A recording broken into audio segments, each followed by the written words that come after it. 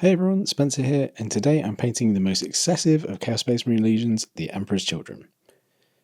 This tutorial is for army level minis and aimed at intermediate level painters, as you need to do some mixing and use a few different types of paint, but if you're a beginner, don't be put off, I'll still explain things every step of the way.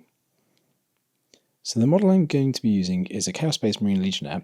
I've done a little head swap for one of the heads from the Corpse Grinder called Necromunda kit. I decided on this one because the Emperor's Children are the princes of excess in all its forms, including pain, and this guy's headgear definitely looks painful. To start things off, I've primed the model and I sprayed it in Vallejo metal coloured Duraluminium through the airbrush.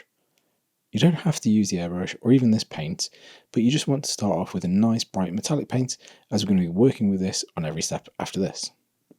The Emperor's Children Scream is traditionally pink and black with gold trim in the 40k world, but I kind of prefer the slightly purple look of the Horus Heresy style.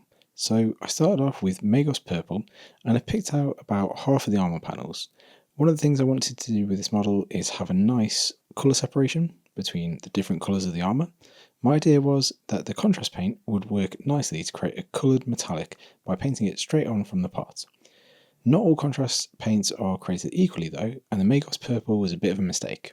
It wasn't very strong and it pulled really weirdly. I decided to crack on with the rest of the scheme and come back to this a bit later. For the black armour sections, I wanted them to be really matte so that they would contrast nicely with the shiny metallics. So I used AK Black, which has a nice finish. I painted the rest of the armour panels, nothing too special here, I just tried to be neat and tidy and paint within the lines.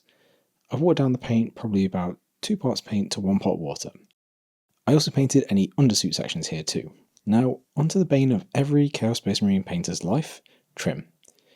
Chaos Marines have so much of it, and one of the reasons I started off with metallic all over is to make the trim a lot easier. Now that the panels are painted, we're going to use the Skeleton Horde contrast paint straight from the pot all over the trim, and this is going to magically turn all that silver metallic into gold and shade it all in one simple step. And it also won't make too much of a difference if you get this paint onto the edges of the panels. When you're using contrast paint, be careful to make sure the paint doesn't get into the ferrule of your brush, because that can really mess up your brushes very fast. Obviously some of the metals, like gun barrels and vents and stuff, are bare metal, which needs a little something to make them stand out, and that something is a coat of AK Black Knight Deep Shade.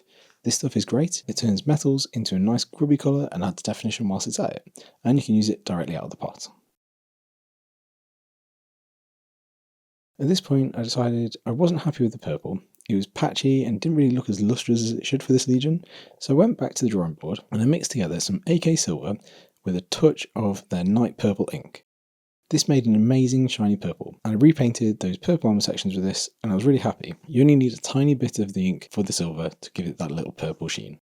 I figured with the Emperor's Children being so extra, the leather skirt thing would be skin rather than leather, so for this, and for the face, I wanted to go for a sickly skin colour, starting off with AK Grey Green as the base coat.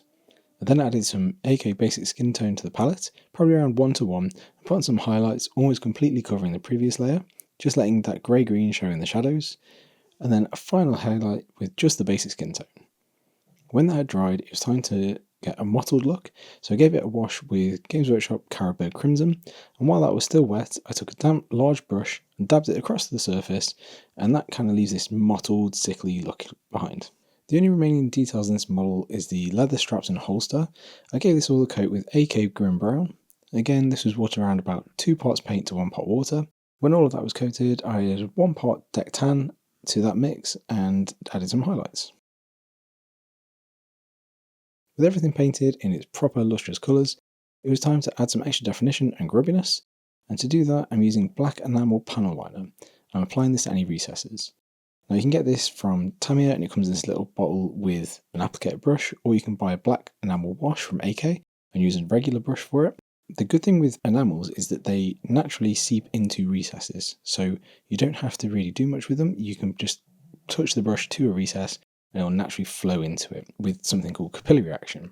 And any excess will spill a bit onto the panels too, to give it a nice griminess while really defining and accentuating the lines between the different areas. Now it's time for the basing. Obviously you can use whatever you like, but I'm using some new Siege Scenics products, which are really nice. To start off, I painted some PVA glue onto the top of the base, and then gave it a nice dip and rummage around in the Barachan Malange basing mix, gave that a little tap off, and then added one of the Frostbitten Vista Tufts in there, and done. What do you think? Let me know in the comments if you're going to be picking up any of the new Emperor's Children minis, and if you did enjoy the video, please consider subscribing to the channel. Thanks very much. Bye!